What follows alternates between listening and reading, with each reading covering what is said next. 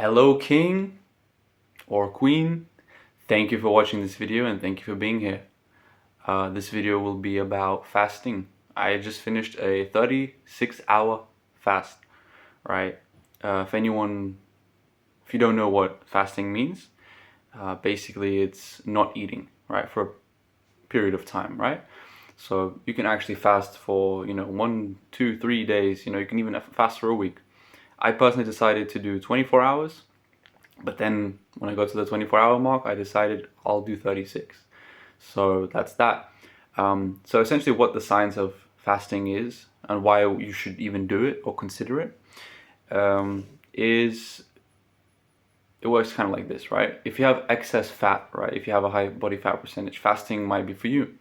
Even if you don't have excess fat or high body fat percentage, like me, still it has benefits, right? So let's start with the fat part. Basically, if you're fasting, your body uses up all your glycogen in the system for energy. And then once all the glycogen gets used up, it starts using your fat reserves or ketones, right? And that's that. You start burning fat, basically. Well, obviously, if you don't eat, you're going to lose weight. But it starts burning the fat, not the muscle, which is a misconception that, oh, if I don't eat, I'll lose my muscle. No. Second thing that is kind of universal for everyone, all this fasting knowledge is universal, is that your body cleans itself after about like 16 hours. Autophagy starts, right? And that's basically where it removes the old cells in your body, right? The old tissues and whatnot, cleans itself up, right? And that starts at about like 16 to 24 hours and it just kind of ramps up to 36 hours and whatnot, right? But I've only done 36, I can speak with that. And yeah, so here are the benefits of fasting, my perceived benefits. They might be different for you. This might be something what to expect. So the number one thing is higher mental clarity and more focus, easier to focus, right? So I was working on some projects and it's a lot easier to just kind of get in the zone, get in the flow of what I'm doing. Yeah, that's like a big benefit. In my opinion, just being able to focus a lot better and be more, attentive to your work, right? Another thing is you have more time because you're not spending time making food, eating food, washing dishes, right? You can use that free time for anything else. How my workflow used to be when I was eating normally is I would work on something, and then when I get hungry, I would take a break from working and go to eat, and that would be my sort of like break, right? Like a smoke break. I don't smoke, but you do need breaks in work to sort of let your mind rest a little bit, and the eating break was usually my resting time, right? But since I wasn't eating for 36 hours, I realized, damn, I gotta go get my break right now. What am I gonna do? So yeah, then I found out, okay, I'll go meditate or read a book or something. But that's like extra time you get to meditate, to read a book, to do whatever, right? Maybe exercise. Instead of eating, go and exercise. You can exercise while fasting, and I'll get to that a bit later. But yeah, that's pretty much it.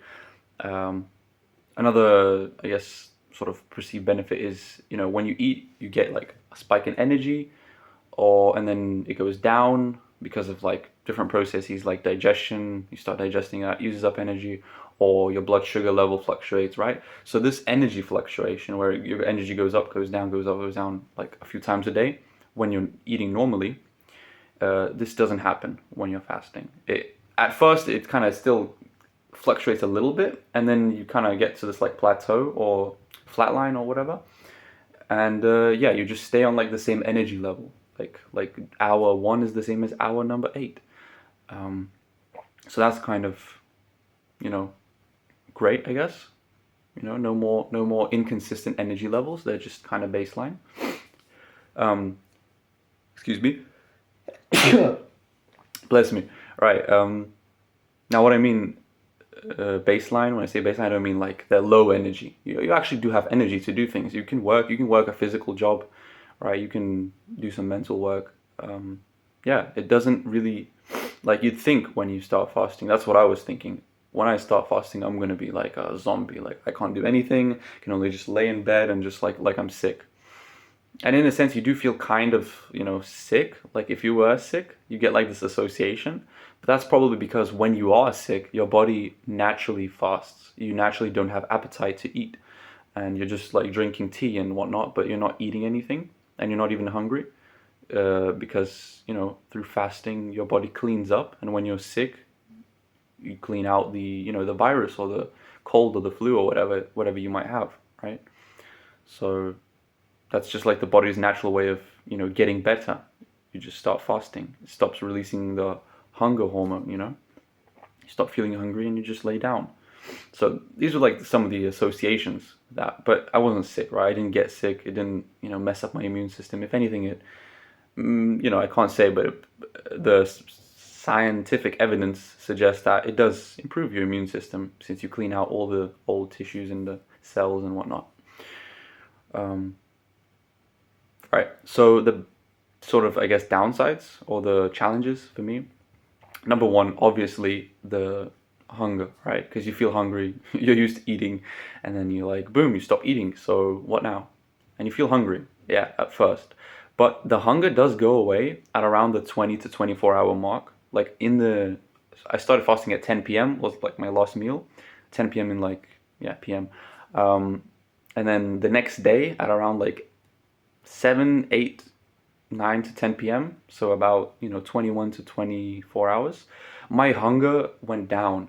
Until that point, the whole day, I was always feeling very hungry or I'm good. Very hungry, I'm good. During fasting, you can, what helped me, right, is drinking water. And you can drink water, you can drink tea as well, with no like sweeteners, no sugar, no honey, right? But you can drink just normal, hot water with a tea bag, right? Yeah, so that doesn't break your fast. So I did drink tea and I drank water, and water really helped. Tea also kind of, I guess because tea has a taste, it kind of tricks your brain into thinking like, yeah, you just ate something because, you can feel like a taste. And, that might help you if you're planning on fasting, right? So the hunger, right? But, it's a downside at first because you do feel like really hungry and it might be hard to concentrate when you're on that hunger wave.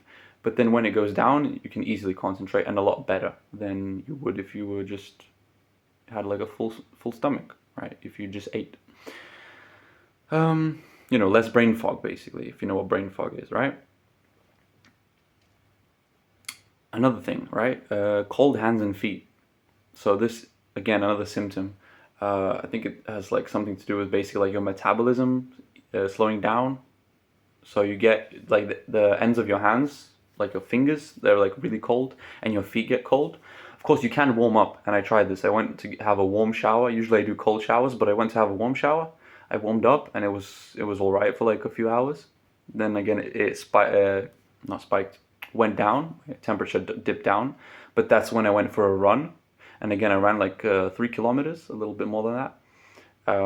I wouldn't say my sports performance was the best, but then again, I was running on like fat reserves at that point, not on glycogen, and I wasn't pushing myself too much because I was feeling a bit lightheaded from the whole fasting thing. Which again, that's the next symptom, right? Feeling lightheaded a little bit, right? Not like something extreme, but you do feel it. It does go away though. Towards the evening, towards like when I was about to go to sleep, like 10, 11 p.m., it went away, right? The lightheadedness actually really went away after the running. After I went for a run, got back, took a cold shower this time, and I was still warm. And that's when my sort of heat, my body temperature normalized.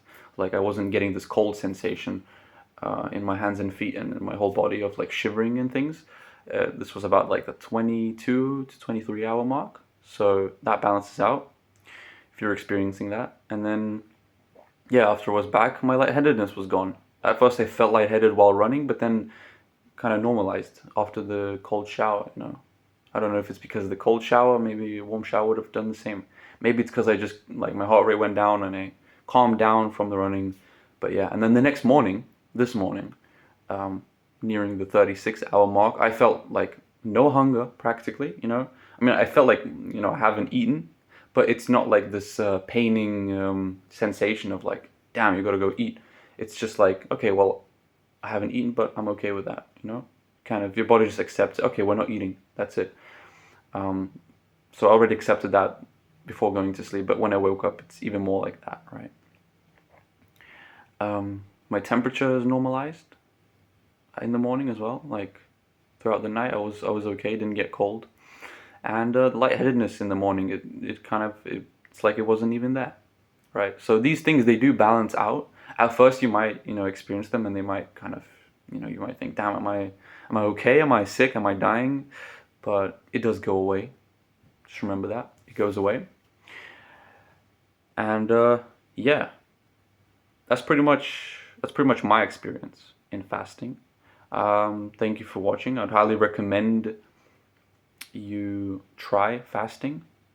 Maybe for like minimum, you know, if you can either do intermittent fasting, which is like eating for 8 hours a day and then not eating for 16. But I would recommend like an extended fast, like 24 hours minimum, right?